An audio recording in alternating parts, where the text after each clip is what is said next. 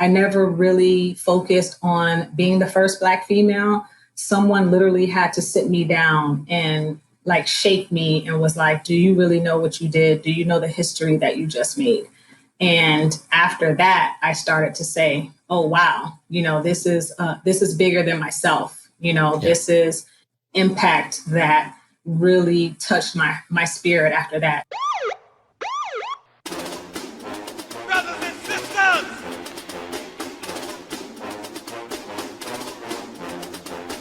brothers and sisters, I don't know what this world is coming to. You're listening to the Black and Blue Podcast, a discussion and celebration of the roles of African Americans and other minorities in U.S. law enforcement. Your host on the Black and Blue Podcast is Dale Peters, a law enforcement professional with over 20 years experience in the business. Hop on board this Black and Blue train of interviews, current events, and pop culture conversations. So get ready. The Black and Blue Podcast is coming at you right now. Hey, Square Pegs, you tune in to the Black and Blue Podcast. I'm your host, Dale. Thank you for joining me here for today's episode. I appreciate each and every last one of you.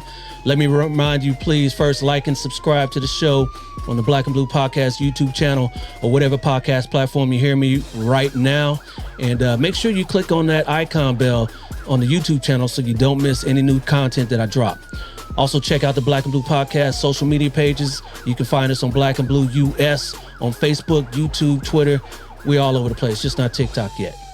Today's guest is a 21-year veteran of the Hallandale Beach Police Department in Hallandale Beach, Florida. Everyone, please help me welcome in Captain Roshana Dabney-Donovan. How you doing there? I'm doing well, sir. How are you? Excellent, excellent. Thank you for joining me here today. Thank you for having me. Absolutely. So you are out in Florida, South Florida. How's things shaping out today out there in Florida? They're shaping up really well. I'm looking out on my beautiful patio, and it is a bright and sunny day down here. Yes, nice. Same out here in SoCal. So we are blessed. We talked off air about what's going on out there in Texas. Prayers going out to everybody affected out there in Texas right now. So it's a hard time for them, but we are blessed to be out in California and Florida, where today at least everything's calm. You guys got to deal with hurricanes though. Does that happen pretty much out there in Florida a lot? Yes. Yeah. Every season we have to prepare for hurricane season. And it runs basically from June to November. And we've had some hurricanes that have been devastating. 1992, I believe it was Hurricane Andrew. And so every year we just have to buckle down and ensure that, or hope and pray that, nothing is as bad as Hurricane Andrew was. Yeah. And that's one thing, I can't deal with hurricanes. I know people say, I don't know how you live in California. You guys got earthquakes, but our earthquakes are like once every 10, 15 years. The last big one was like in the 90s, the Northridge earthquake that you hear about where everything toppled. And we haven't had a big one since, then. That was like in the 90s. You'll have them every now and then, when we have people visit from out of town and we have a little shaker, they're like, oh, I got to go. It was like, that was nothing. They didn't even wake me up. So I got to go. All right. So I mentioned you are a captain with the Hallandale Beach Police Department. For those of us that don't know exactly where that's situated, why don't you tell everybody? So Hallandale Beach is a city of 4.2 square miles, and we are in between Miami and Fort Lauderdale. Those are the major cities that most everyone is familiar with. Okay. We are the first city just into Broward County after Aventura, and it goes into like Hollywood, Dania Beach. So there's like few little cities in between Miami and Fort Lauderdale. But for reference, that's where we are situated. Okay. What's the population of Hallandale Beach? About 33,000. 33,000. Okay. Yes. And then it fluctuates throughout the year because we have what we call snowbirds. Yeah. And so those are the northerners that come down during the winter months to get away from harsh, environment that they have to deal with in New York and Canada. So Right. What's the like the ethnic breakdown, the demographics of Hallandale Beach? I haven't looked at the census recently, but it's mostly Caucasian, Okay. Hispanic. We have a good mix of Caucasian and Hispanic, and then comes the African American community, and then Asian other. Right. And there. And how large is your department? Our department is about, I want to say, like 34, 35 civilians. And right now we are slated for about 102 sworn officers. Oh, okay. Yeah. Nice. And does it kind of mirror the community there as far as the population and the departments kind of mirror that? Yeah, they kind of mirror each other. Yes. Great. And you've been there 21 years, so you've seen a lot of changes. Was that your first and only department? My first and only department. I started in 1999 as a community service aide. My mother saw an article in the newspaper that a city called Hallandale Beach was hiring. And I was like, I don't even know where that is. Even though I was born and raised in South Florida, I never really heard about Hallandale Beach. So I was working at the time at a college called Barry University, and I was an administrative assistant for the physician assistant program. So I didn't like my job. I wanted to quit. I wanted to get away. Single mother at the time, needing more stability, in order to raise my son. So I applied and I got hired. Excellent. You've been there ever since. Best decision you made, huh? Yeah, best decision. Yeah. What sort of stuff have you done over? Right. What sort of stuff have you done there? Assignments. So I started off as a community service aide, and for those who don't know, they're the civilians that work like in the light blue shirts. So I used to, write tickets, respond to accidents, do a lot of administrative work. We had to fingerprint any of the suspects that the officers brought into our holding cell, respond to delayed calls for service. So did that for about 11 months. And then in 2000, I was hired to become a police officer. So in that aspect, I worked the road for a couple of years, and then I was chosen to work in our vice intelligence and narcotics squad. So I did that for about 4.5 years. And then I went back to the road for a few years. I had some light duty assignments, which opened up my eyes to the administrative aspect of policing. So I worked in records, the front desk, accreditation. And after that, I decided, you know what, I kind of want to promote. So let me try my hand at this, sergeant's thing. So got promoted to sergeant, and I worked for the road as a sergeant. And I also worked for the community involvement unit as well. And I got placed in the internal affairs unit. And then I said, well, let me try my hand at promotion again.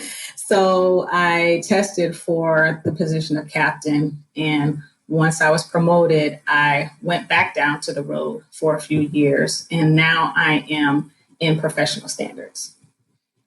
All right. And professional standards, is that more like hiring, and what does that entail? Well, we do accreditation, training, internal affairs, and I also have the body-worn cameras. Okay. And what is accreditation? What does that entail? Accreditation it is a division that requires all of our police department employees to follow a set of standards. We are under the Commission of the Florida Accreditation, and that is a group of law enforcement individuals that ensures that we are following policies and procedures, within our agency. And so every 3 years, we have to go in front of a board to ensure that our standards are being met at 100% capacity. Nice. All right. So after captain, what's the next step? The next step for my agency is deputy chief and then chief. Oh, okay. All right. Any aspirations there for yourself? Not sure. I kind of juggle with that. I just entered the drop in July last year. And so I have about four and a half more years. If the opportunity becomes available, then that probably would be something that I would consider greatly and welcome the opportunity. But it just all depends on, what the Lord has for me. So we'll see. No doubt. Now you say you have 4.5 more years. Is that like a standards for promotion in your department? You have to do 3 to 5 years in each stop before you can be looked at for the next one. Is that how that works? Not necessarily. I literally have 4.5 more years before I'm done. Oh, before you're done. I got you. Done. Yeah, before you done. Complete. Yeah. Done. So yeah. I got you. Yeah. I'm in that same boat. Yeah. So 4 for me, and cool. I'm pulling the chute and I'm out. I'm pulling the chute. Yeah. Yeah. But it's been a good career, and I'm sure it's been a good career for you. But I'm sure you've seen a lot of changes over the years. I know you mentioned that you were the first female in your department to promote to certain ranks, and the first African American female as well. Why don't you talk about some of those steps for yourself? So I remember when I went to interview for the position of community service aide, the police officers that worked at the time were asking me, "You sure you don't want to be a police officer?" And I was like, "Nah, no, I'm scared of guns. I don't want to die. I just don't want to be a police officer." But as I continued working, as a CSA, I was like, this may not be so bad. I think I can do this, and never really thought about the significance of what my hiring would be. So I never really focused on being the first Black female. Someone literally had to sit me down and shake me and was like, "Do you really know what you did? Do you know the history that you just made?" And after that, I started to say, "Oh, wow, this is bigger than myself. This is impact that really touched my spirit after that." And so, I just started preparing for the next steps after that. And, I'm grateful to be in the position that I'm in. Yeah. In this position, have you been able to help others behind you, other females, other African-American females coming behind you, for one, just to get on the department, but two, once they're there, kind of promote through the ranks as well? Or at least get different assignments? Or So I try to be a mentor to females of all backgrounds, not just African Americans. Yes. And so I have some ladies that, I do mentor, and I have helped with recruiting. And so I have helped recruit a female in recent years. So it's been a great opportunity to understand that it's not just African Americans, but it's females in general. Times to understand that not enough African American females are applying, for these positions, or even to get into law enforcement. So that's just something we have to work on. Yeah, I mean, you got to be intentional to want to actually go out and recruit females. And, someone has said before, females are, half the population, maybe half of our police departments need to be females as well. What are some of the challenges you had, coming up being a female? I know you mentioned that you were a single mom. when you first started out, and I'm sure that had its troubles and challenges as well. Talk about that. So being a single mother in law enforcement, it was challenging. And I will say that I remember cutting my time short in the Vice and Intelligence and Narcotics Unit because at the time, my son wasn't doing well in school. And I think it was because of the hours that I worked, the late nights I had to be called out, the late nights that I was, working undercover. So he wasn't getting that stability of having me around. Now, my family has been a huge support.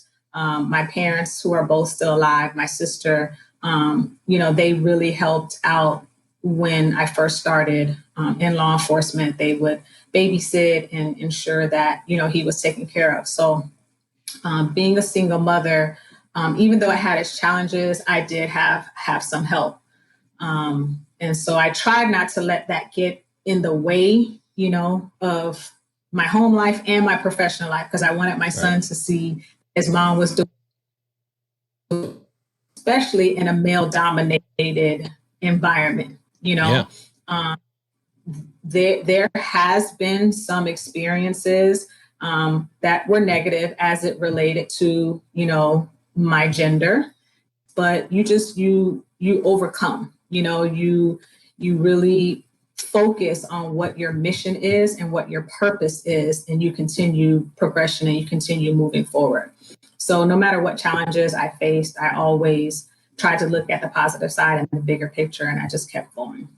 Yeah. Yeah. Keep pushing forward, right? That's it. That's my motto. Yeah. Keep pushing forward. Keep pushing forward. And then I'm sure it was tough on your son as well. Not only because your mom is it's dangerous out there for police officers in general, and he had to see that. What's his feelings about mom being a cop today? Oh, he's very proud. I think that he's probably prouder than more than anybody, because he's been with me from the beginning. Yeah. Now I have 3 others added to the group. They're very proud. My children do support me, and my fiance supports me. My parents still support me. My sister still supports me. So there's never any one day or one moment that I don't feel any of their love and encouragement and support. So they're very, very proud. No doubt. Good stuff. Good stuff. So 2020 was a crazy year, to say the least. Yes. And one of the reasons why was COVID. How did COVID affect your city and your department? It did affect our city and our department. What I really liked most about what our city did as a whole was come together and have weekly meetings and updates as it related to the virus and how many cases there were, and making sure that we got the proper equipment, so that our officers were protected, making sure that they had training, making sure that they had access to all the equipment that was necessary at the time. And for us to continuously be informed as to how it was not just affecting us down here, but everyone else across the country was different. And I really respected that we had that information. Yeah, absolutely. Did anyone in your department get affected by COVID-19? I know people have caught it everywhere, but did you have any casualties, any serious illnesses, hospitalizations because of it? No, Good. thank goodness. Good. Yes, yes. Knock on wood. Right. No, we did not have any casualties. So yes, thank goodness for that. Yeah, thank goodness for that. What about the vaccines? Has it made its way down to your neck of the woods? I believe from the last information that we received, we're next in line down here. Elderly, 65 and older, healthcare workers, were the first to obtain the vaccine. Okay, I was going to say, you don't put yourself in the elderly category. No, Yeah. no, I'm just saying that Yeah, yeah. they're the groups that were able to receive the Yeah. vaccine first. Not first responders, huh? Not yet, Oh, not wow. yet. Not from the information that I received. Not we don't have. It's not Yeah. available at least for us yet. I believe it should be pretty soon though. Well, hopefully, so that everyone that wants to be vaccinated can get vaccinated, and those that don't, at least us vaccinated people can help out with that herd immunity, as they call it, and then we can all get back to normalcy. Because there's a bunch of stuff I'm missing. Concerts, for one, I miss So concerts. wait, you you miss concerts? Oh, I miss okay. concerts. Yes, I miss going to concerts, specifically New Edition. Whenever they come around, yes, that's the concert. So They are my yeah, favorite. New yes, Edition, Boys to Men, all of those 1980s, early 90s. I yeah, mean, those groups for me. Yeah. yeah. That's what the wife and I would do. We do those. BET has a tour that they go around called the BET Rewind, and they bring those New Edition and a bunch of those groups out next, and all the girl groups from Okay. Black and all them. So we hit that every Uh-huh. time when they go to Uh-huh. Staples. They come down to Staples Oh, and wow. yeah, we're there. So I'm sure it's a tour. So I mean, it hasn't been going on since COVID, but yeah, Yeah, no, I miss we're that. more famous down here in Miami, we're more famous for Jazz in the Gardens. Yeah. So Okay. there are different performing act groups that come, big open, it's at the stadium. So there is a big open group, and, they have food, and, the performances go on, and it's about a 3-day event. So that's the Yeah. huge thing down Yeah. in See, Miami. don't you miss all that? Don't you miss all that? I No. mean, just you don't. No. You don't miss not working it, but just going out and just concerts or movies. No. You don't miss the Movies, movies, huh? yes. I'm Yeah. not. I've always been more of an introvert than anything else, and Oh, really? so I can hang out with the family. Yeah, We sure. do enjoy, movies and dinner, stuff like that. But Yeah. anywhere with like large gatherings, yeah, I'm not. Oh, I'm not. okay. So you don't go to the Heat games or the Dolphins, or you don't So do I that, huh? try to hit one of those every year, but that's it. I can handle one, maybe two, but I don't go every week. I don't go to multiple Well, sure, games. yeah. No, Well, it's too expensive to go every week. Let me tell you. At least out here in LA, yeah, it's going to true, but there those are Laker people, there games. are fans. There Yeah, are yeah, fans that yeah. every single game they're there, and trust me, I'm a Miami girl, so I love the Dolphins, I love the Hurricanes and the Okay, Heat, yeah, and all that, but I can cheer for them at home. right. Before LA's football got back in the mix, me and my boys used to go down to San Diego a lot, and sometimes we didn't even go in the stadium. We just just go out in the parking lot and tailgate and watch the games. We set up TVs, and I mean, I miss that. But I digress. I digress. Okay. Yeah, yeah. So Halland, Yeah. not you. All right, well, I'll take that up for the both of us. How about that? Okay. When it comes back. So Hallandale Beach,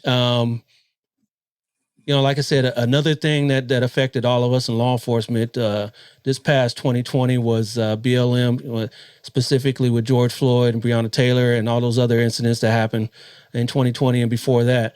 How did any of those events affect your city and your department?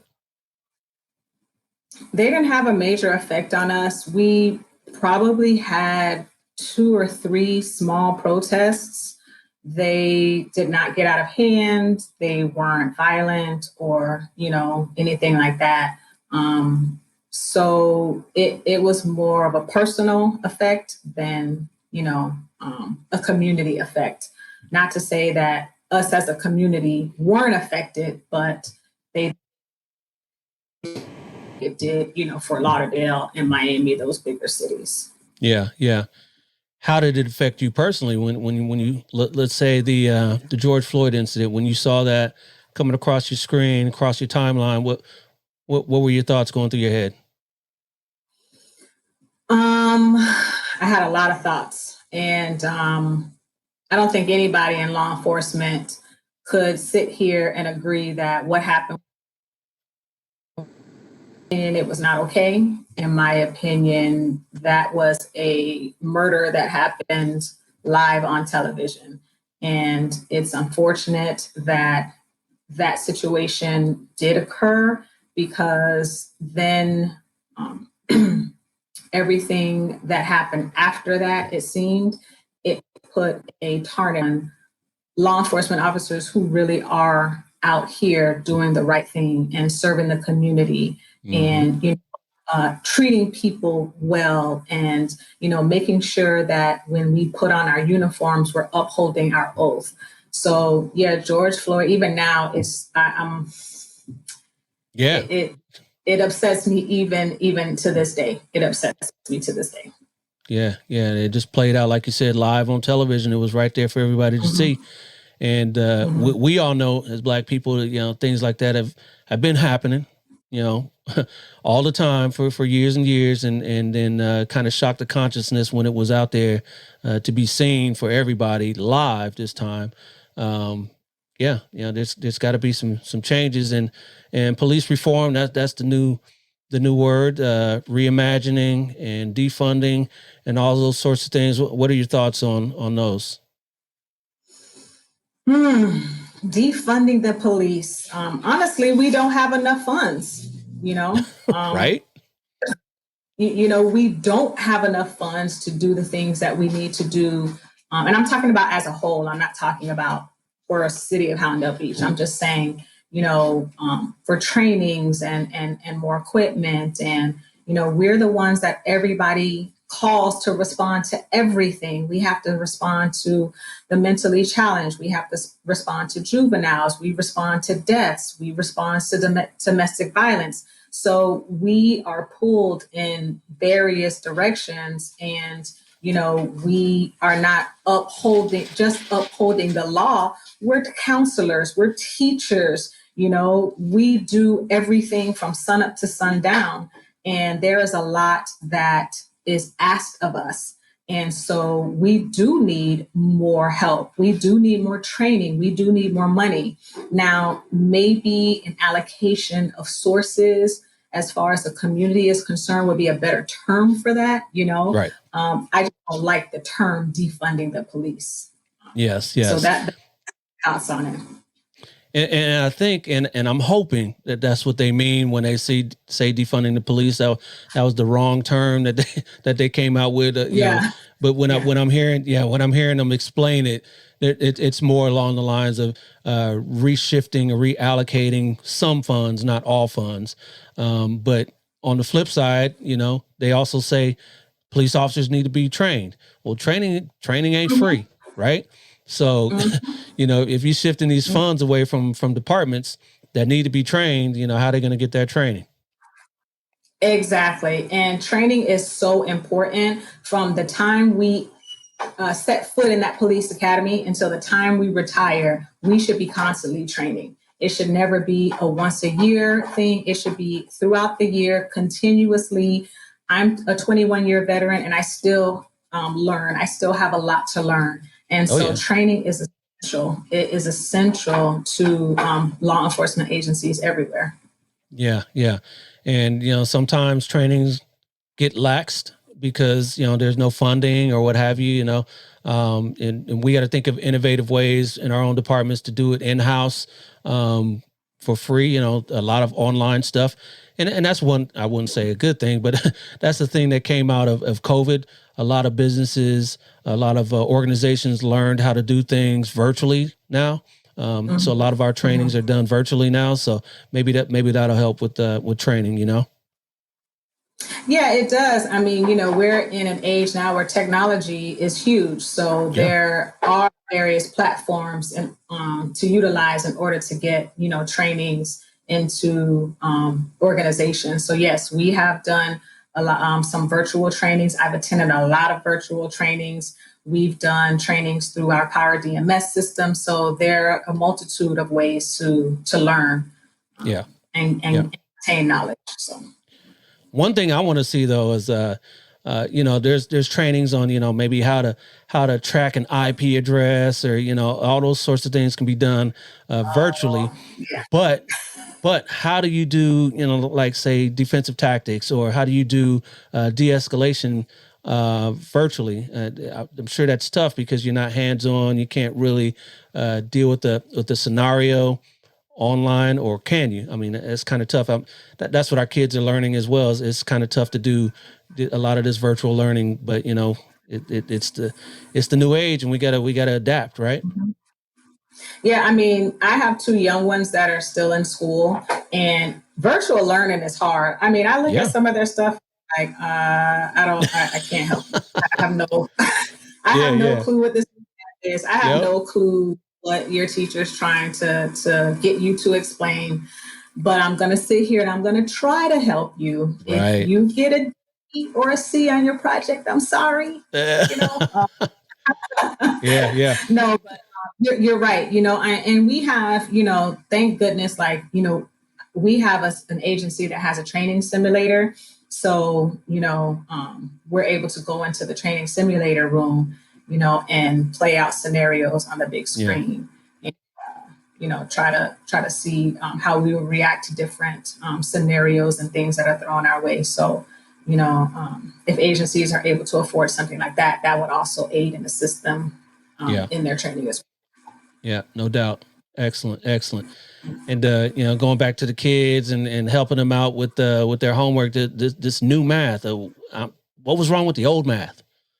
Nothing. Yeah, and 1 + 1 was still 2. Right. I was never good at math. Like, seriously, I took statistics 3 times in college because I failed, the first 2. But I have no idea. I have no idea why the school system decided to change things up. Things were just, I mean, we graduated just fine, right? So right. Yeah. Well, I don't know, but good thing, like I said, math wasn't my strong suit either, but I got through that pretty well. Doing business majors in college, but English is my forte. Writing, creative writing, speaking, all that type of stuff. So hopefully that never changes. We're gonna have to new English, or if that happens, grammar, new grammar is like no. Let's just stick with what we got already. I agree. Yeah, I agree. So when you're not working, what sort of stuff you get into? I know you're an avid workout person. Is that correct? I am. The doctor actually called me an athlete like a month ago. So I was like, well, I don't play basketball professionally or, anything like that. But, he explained if a person is working out to the level that you're actually doing it, on a regular day, on a regular week, I work out like 4 to 5 times a week. But now I'm participating in this program called 75 Hard, where you have to work out twice a day. So it's kind of upped my game a little bit. But I love to work out. I love spending time, with my family, celebrating together birthdays and just life and being together. Traveling. I love to travel. Unfortunately, can't do a lot of that. See? Another thing we're talking about, we miss, right? Yeah. I miss on an airplane and going somewhere. Reading. I love to read. I love writing. I'm an avid writer. So, things like that help me pass the time. Yeah. And now that we're all together in this age of COVID in the house on a lot of these lockdowns, hopefully, they're starting to loosen them up. But before then, we were all together, cooped up in one place, and hopefully your relationship with your family grew. And I know a lot of relationships, they didn't. They call them, COVID breakups. They sick of, We're all still here. Yeah.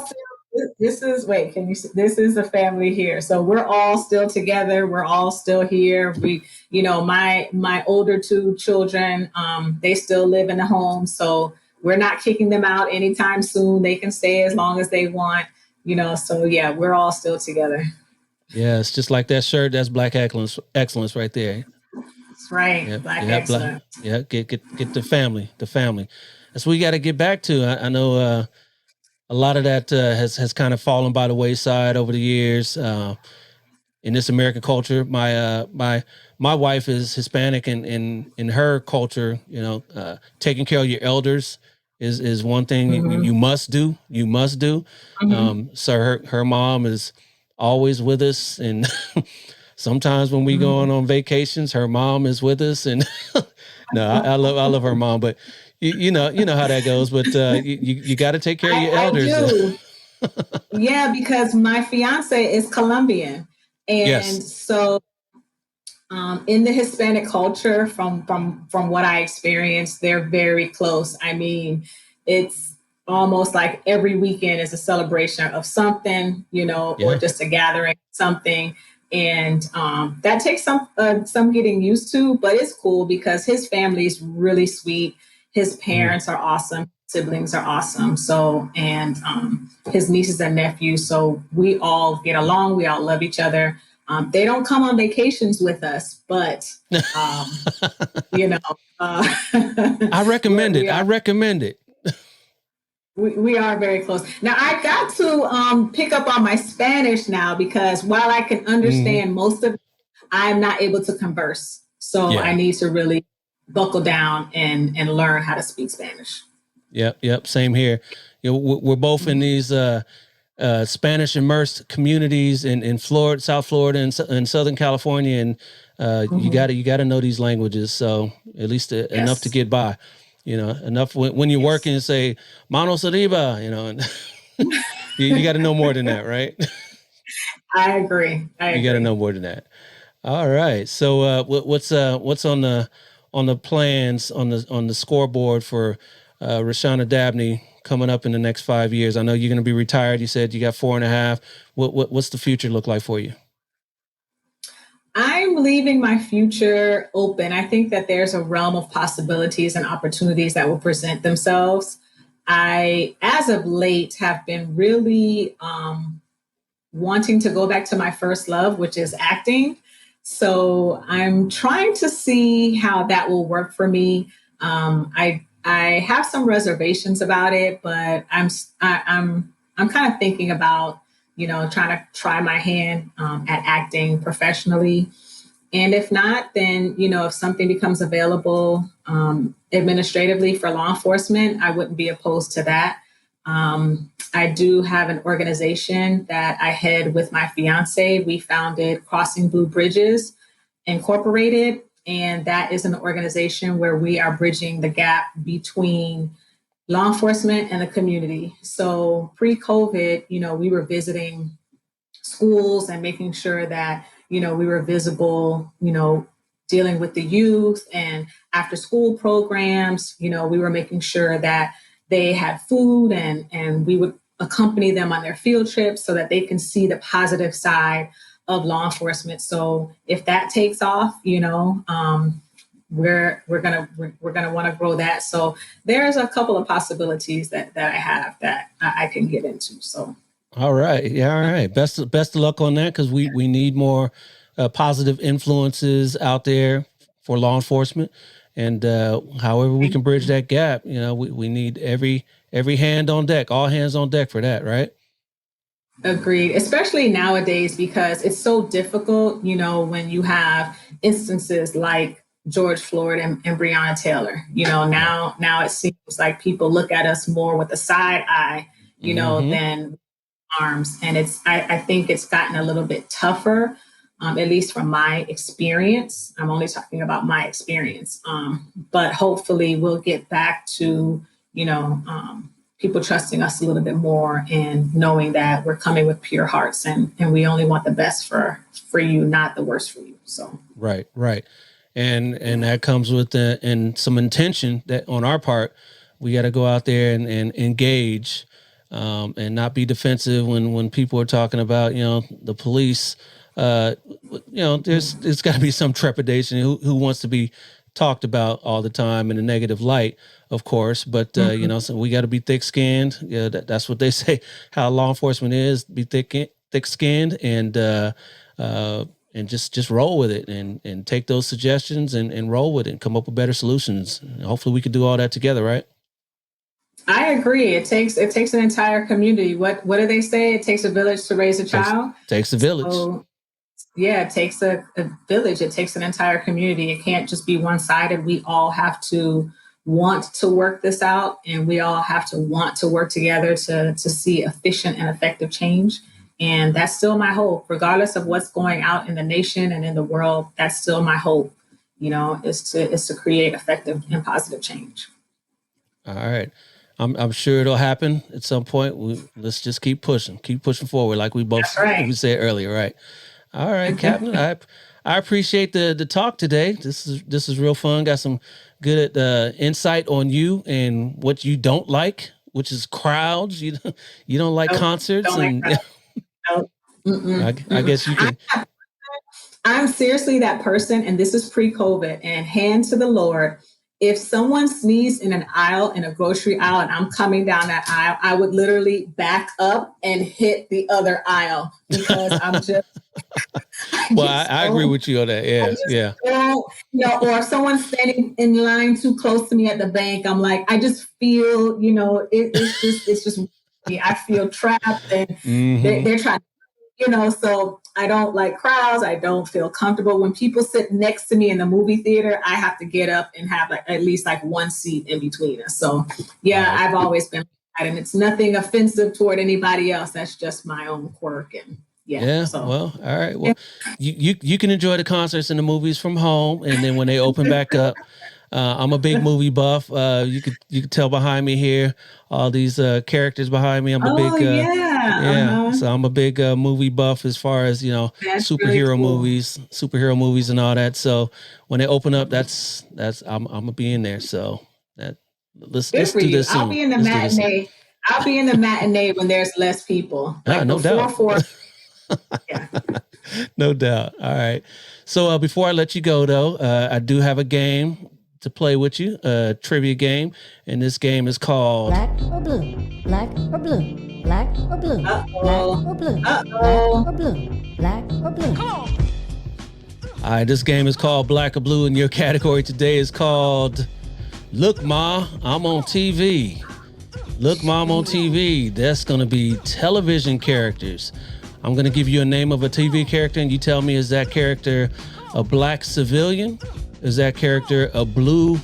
Let me give you some examples here. So if I were to say Olivia Pope, you would say black because she's not a cop, right? She's from Scandal. Correct. So you would say black. If I were to say Brenda Lee Johnson, you would say blue because she is a cop, but she's not black.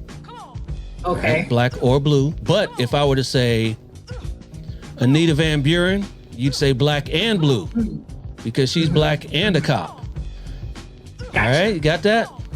Okay. Black, blue, or black and blue. All right, we'll get you through this. Here's your first one. Don't embarrass me now. I'll try not to. How about Olivia Benson? Olivia Benson. Hopefully you watch TV. Olivia Benson. I don't know who that is. Take a stab at it. Black, blue, or black and blue? And say black.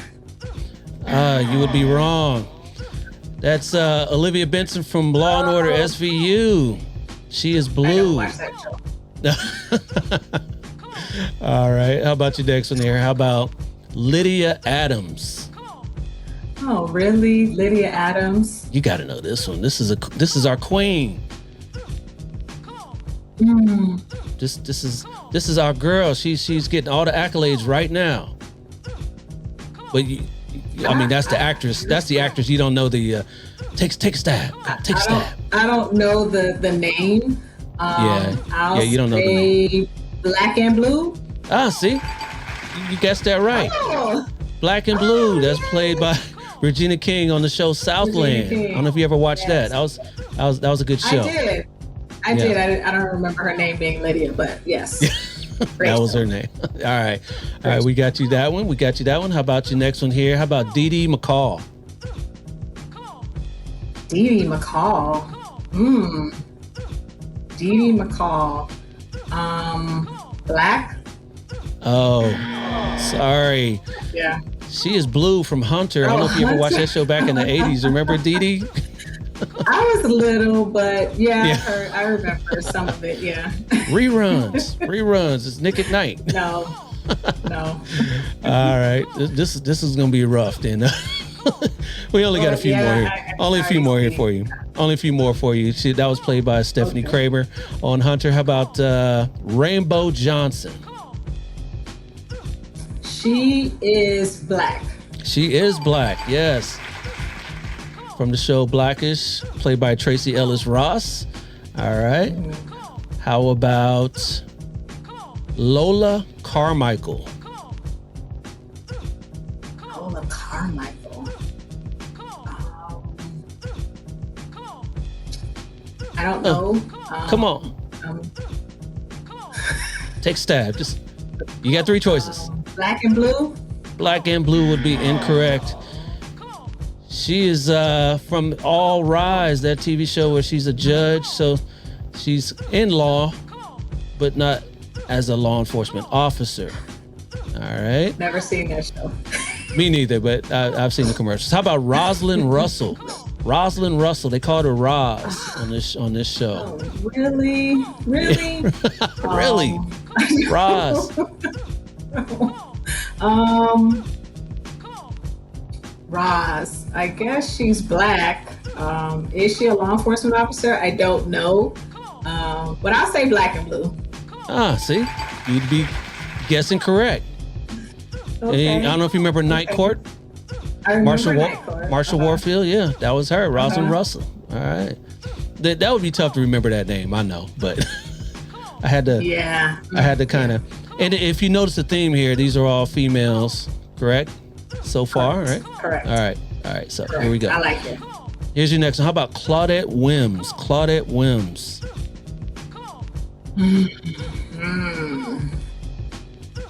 Blue? Blue? She is blue, but she's also black and blue. Played by CCH Pounder on The Shield. Never saw The Shield. I heard it. I never watched it. I heard it was a good show, though. I heard it was good. I've never seen The Shield. Yeah. All right. A couple more here for you. How about Kate Beckett? Kate Beckett. I'll say blue. She is blue.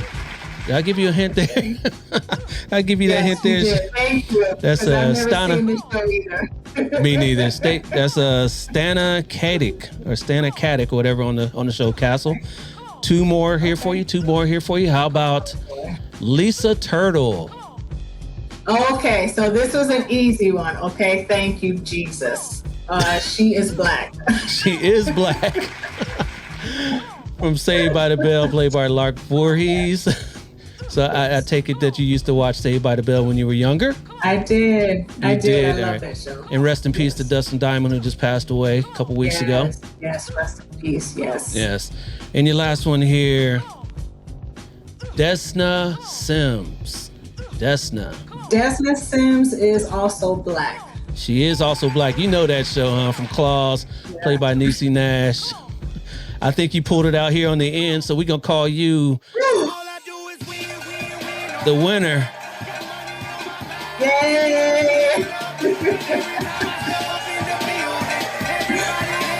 Go up. All right, you pulled it out there in the end. You pulled it out. All right, it was looking bleak there for a minute.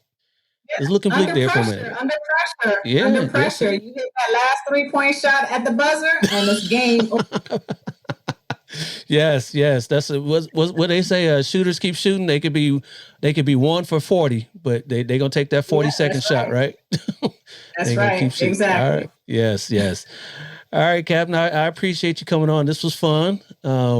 Yes, thank you for having me. Yeah, just keep pushing forward, and whatever the future holds for you, I'm sure you'll do well, as you have already. And keep washing your hands and mask up, and let's get through this COVID. Right. All right, great talking to you. We'll get through it. Great talking to you. Thank you very much. Yes, and we forgot to mention you got a podcast as well, and a YouTube. Tell everybody about that real quick. Oh, I do. It's called Roshana Reveals, and I make it my mission to champion others to be the best versions of themselves. And hopefully I am inspiring them and empowering them to make a positive difference in the world. So I do little episodes as it relates to my ketogenic lifestyle journey, as it relates to family, as it relates to just life in general. And I just want to give a positive message of inspiration and motivation to everyone around me. And hopefully I leave an imprint on the hearts of everyone who I come across. So, all right. What's the name of that again? Roshana Reveals. Roshana Reveals. Check that out, everybody. Yes. On YouTube, and she'll be right there. Thank all you. right. Cool. Thank you very much. Yes. We'll talk soon. I appreciate you. Be safe. Thank you. I appreciate you as well. You be safe also. Thank you. All right. All right. That, Square Pegs, is it for this episode of the Black and Blue Podcast. I want to thank Captain Roshana Dabney-Donovan of the Hallandale Beach, Florida Police Department for kicking it with me on this episode. Now you, Captain, are Black excellence personified. If you out there enjoyed this episode, please make sure you like and subscribe to the Black and Blue Podcast on our YouTube channel or your favorite podcast platform. I'll be back right here in 2 weeks with another banging interview. Same black time, same black channel. Till then, stay black, then blue. I'm out. Peace.